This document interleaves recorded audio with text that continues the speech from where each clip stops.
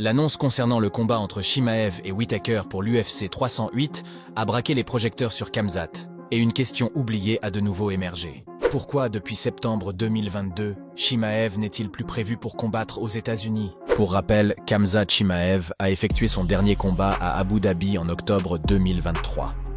Son combat suivant, prévu contre Whittaker, devait également s'y dérouler avant d'être annulé.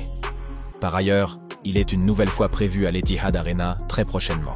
Nous pourrions tirer des conclusions hâtives et supposer que le soutien des États-Unis à l'Ukraine dans le conflit avec la Russie en est la cause. Or, ce n'est pas le cas, et nous avons enquêté. Les premières hypothèses publiques ont laissé entendre qu'il s'agissait peut-être d'un problème de passeport.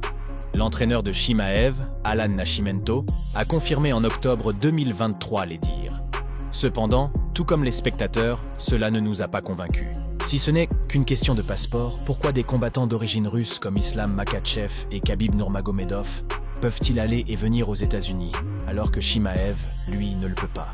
Notre hypothèse est que la vérité réside peut-être dans les liens proches entre Chimaev et Ramzan Kadyrov, colonel général de l'armée russe et actuel chef de la République tchétchène.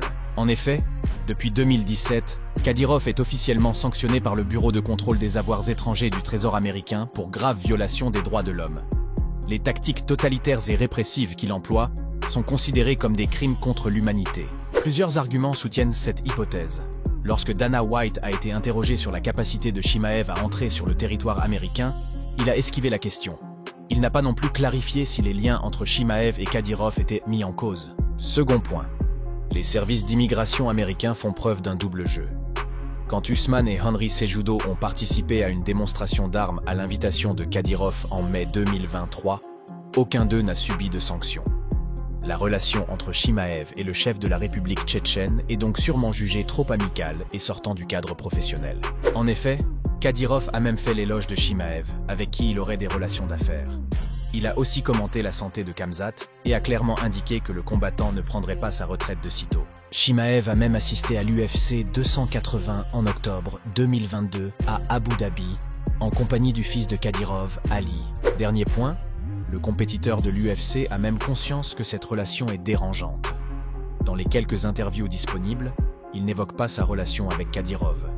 Il s'agit sûrement de sa décision ou celle de son équipe en matière de relations publiques. Comme nous l'avons vu ensemble, cette histoire est mystérieuse.